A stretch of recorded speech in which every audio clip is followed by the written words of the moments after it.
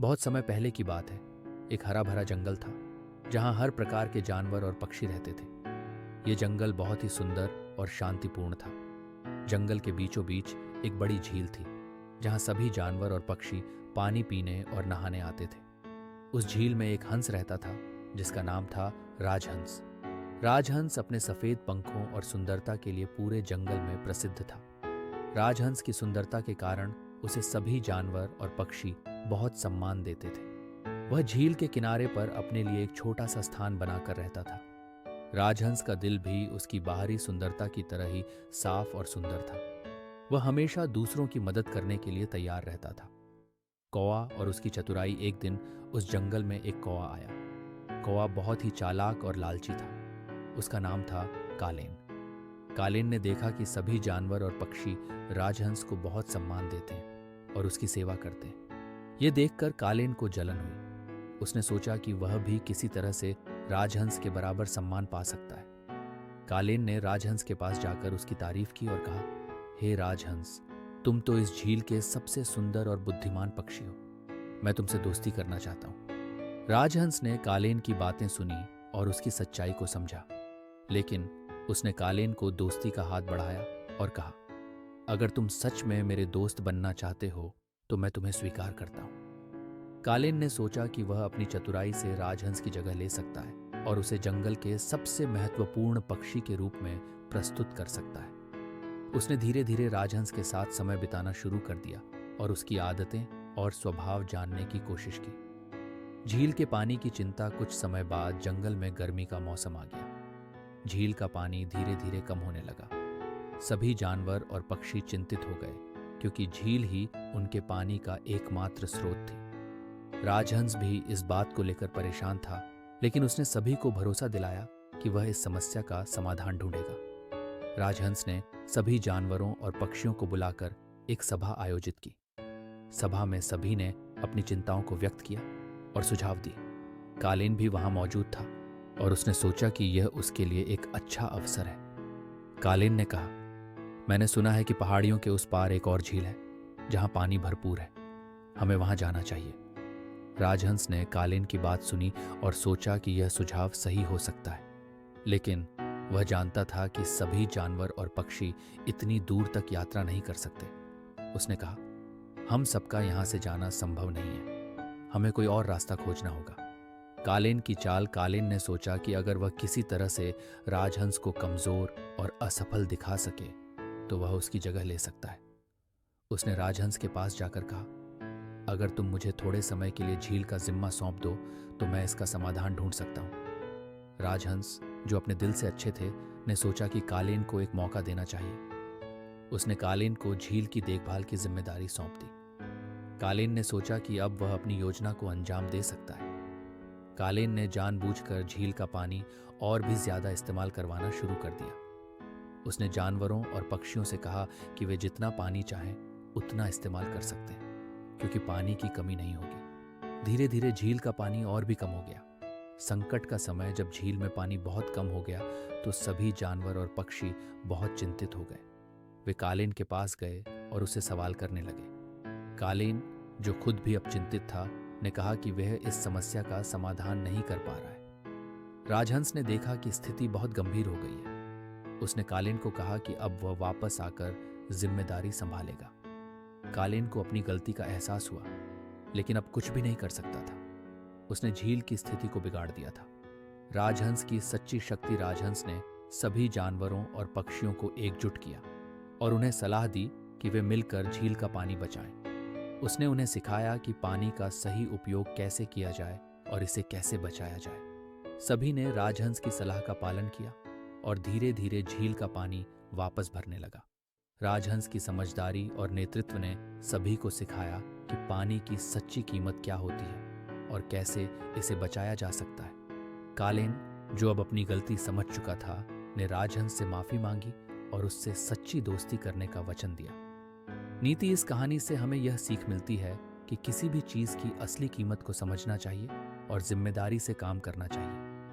चालाकी और लालच से कभी भी सच्ची सफलता नहीं मिलती, बल्कि समझदारी और सहयोग से ही हर समस्या का समाधान हो सकता है। अगर आपको यह कहानी पसंद आई हो तो हमारे चैनल को सब्सक्राइब करें और बेल आइकन दबाएं ताकि आप और भी ऐसी प्रेरणादायक कहानियां सबसे पहले देख सकें।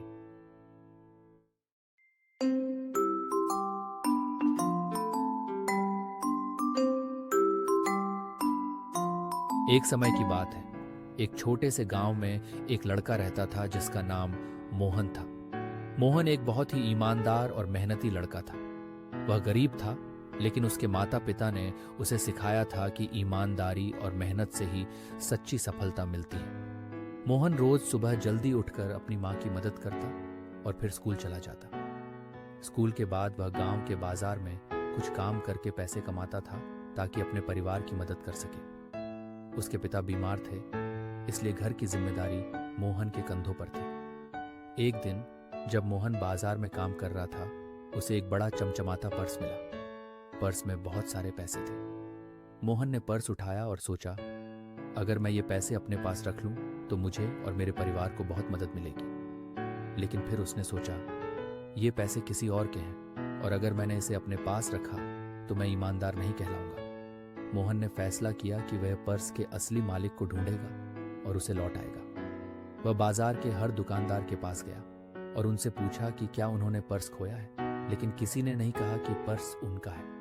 अंत में मोहन ने गांव के मुखिया से बात की। मुखिया ने कहा कि वह इस बारे में गांव के सभी लोगों को बताएंगे और असली मालिक को पर्स वापस दिलाएंगे। मोहन ने पर्स मुखिया को सौंप दिया और खुशी खुशी अपने घर लौट गया। अगले दिन गांव में एक धनी व्यापारी आया। वह बहुत परेशान था क्योंकि उसने अपना पर्स खो दिया था। जब उसे पता चला कि एक लड़के ने पर्स पाया और मुखिया को दे दिया तो वह मोहन के पास गया और उससे बहुत खुश हुआ। व्यापारी ने मोहन को ढेर सारी दुआएं दी और कहा, तुम्हारी ईमानदारी के कारण मुझे मेरा पर्स वापस मिला। मैं तुम्हें इनाम देना चाहता हूं। व्यापारी ने मोहन को पैसे दिए और उसे अपने काम में मदद करने के लिए नौकरी की भी पेशकश की। मोहन ने नौकरी स्वीकार कर ली और उसकी मेहनत और ईमानदारी की वजह से उसका जीवन बदल गया। अब वह और उसका परिवार एक अच्छे जीवन का आनंद लेने लगे। इस कहानी से हमें यह सीख मिलती है कि ईमानदारी और मेहनत का फल हमेशा मीठा होता है। जब भी आप सही रास्ता चुनेंगे, सफलता जरूर आपके कदम चूमेगी। अगर आपको ये कहानी पसंद आई और आप ऐसी और भी प्रेरणादायक कहानियां देखना चाहते हैं तो हमारे चैनल को सब्सक्राइब करें और बेल आइकन दबाएं। इससे आपको हमारी नई कहानियों की जानकारी सबसे पहले मिलेगी। एक बार एक गांव में एक अंधा आदमी रहता था। वह कभी भी हाथी को नहीं देख पाया था। एक दिन उसके दोस्तों ने उसे एक हाथी देखने के लिए ले गए। अंधे आदमी को हाथी के पैर को छूने दिया गया। उसने महसूस किया कि वह मोटा और खुरदरा है। उसने सोचा, एक हाथी एक पेड़ की तरह है। अंधे आदमी को हाथी की सूंड को छूने दिया गया। उसने महसूस किया कि वह लंबी और लचीली है। उसने सोचा, एक हाथी एक सांप की तरह है। अंधे आदमी को हाथी के दांत को छूने दिया गया। उसने महसूस किया कि वे बड़े और सख्त हैं। उसने सोचा, एक हाथी एक भाला की तरह है। अंधे आदमी को हाथी के कान को छूने दिया गया। उसने महसूस किया कि वे बड़े और पंखेदार हैं। उसने सोचा, एक हाथी एक पंखे की तरह है। जब अंधे आदमी ने अपने दोस्तों से पूछा कि एक हाथी कैसा दिखता है तो वे सभी अलग अलग जवाब दिए। प्रत्येक व्यक्ति ने केवल हाथी के उस हिस्से को छुआ था जो उसे मिला था। बुद्ध ने कहा, जब हम किसी चीज के बारे में केवल एक ही दृष्टिकोण से देखते हैं तो हम पूरी तस्वीर नहीं देख सकते। हमें विभिन्न दृष्टिकोणों से चीजों को देखना चाहिए ताकि हम सही समझ प्राप्त कर सकें। इस कहानी से हमें यह सीखना चाहिए कि हमेशा एक से अधिक दृष्टिकोण से किसी चीज को देखें। केवल तभी हम सही समझ प्राप्त कर सकते हैं और किसी चीज का सही आकलन कर सकते हैं।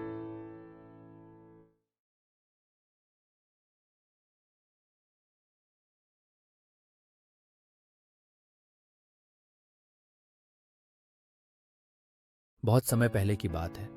एक घने जंगल में एक लालची शेर रहता था। वह हर दिन एक जानवर को पकड़कर खा जाता था। जंगल के सारे जानवर डर के मारे छुपे रहते थे। एक दिन सभी जानवरों ने मिलकर शेर से कहा, हम रोज तुम्हें एक जानवर भेज देंगे, लेकिन तुम हमें डराना बंद कर दो। शेर ने सोचा, इससे मुझे मेहनत नहीं करनी पड़ेगी, और वह मान गया। अब हर दिन एक जानवर शेर के पास जाने लगा। लेकिन एक चालाक खरगोश को अपनी बारी आने पर एक योजना सूझी। उसने रास्ते में एक गहरे कुएं को देखा और शेर के पास पहुंचा। खरगोश बहुत देर से आया, जिससे शेर गुस्से में आग बबूला हो गया। उसने खरगोश से कहा, तुम इतनी देर क्यों हो गए? खरगोश ने धीरे से कहा, महाराज, मैं जल्दी आ रहा था, लेकिन रास्ते में मुझे एक और शेर मिला। उसने कहा कि वह इस जंगल का राजा है और मुझे खा जाएगा। शेर ने गुस्से में कहा, मुझे ले चलो, मैं देखता हूं कौन है वह शेर। खरगोश शेर को कुएं के पास ले गया और बोला, वह शेर इसी कुएं के अंदर है। शेर ने कुएं में झांका और उसे अपनी ही परछाई दिखाई दी। उसने सोचा कि कुएं में सचमुच दूसरा शेर है और गुस्से में उसने कुएं में छलांग लगा दी। शेर पानी में डूब गया और जानवरों की जान बच गई। इस तरह चालाक खरगोश ने अपनी बुद्धिमानी से लालची शेर से छुटकारा दिलाया। नीति: समझदारी और सूझबूझ से बड़ी मुसीबत को हल किया जा सकता है। अगर आपको ये कहानी पसंद आई हो तो हमारे चैनल को सब्सक्राइब करें और बेल आइकन दबाएं ताकि आप और भी ऐसी प्रेरणादायक कहानियां सबसे पहले देख सकें। एक बार की बात है, एक घने जंगल में एक भेड़िया रहता था। वह बहुत चालाक और धूर्त था। भेड़िया हमेशा कमजोर जानवरों को धोखा देकर खा जाता था। एक दिन वह एक तालाब के पास पहुंचा, जहां बहुत सारे मेढक रहते थे। भेड़िया ने सोचा, आज इन मेढकों को धोखा देकर खा लूंगा।